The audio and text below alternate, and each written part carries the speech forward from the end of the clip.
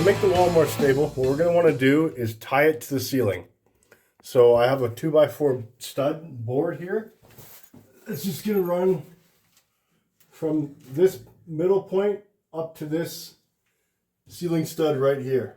So I'm going to do 2 pre-drills here, 2 pre-drills here, and make sure that it is tied to something. You don't want it just flimsy and, you know, unstable.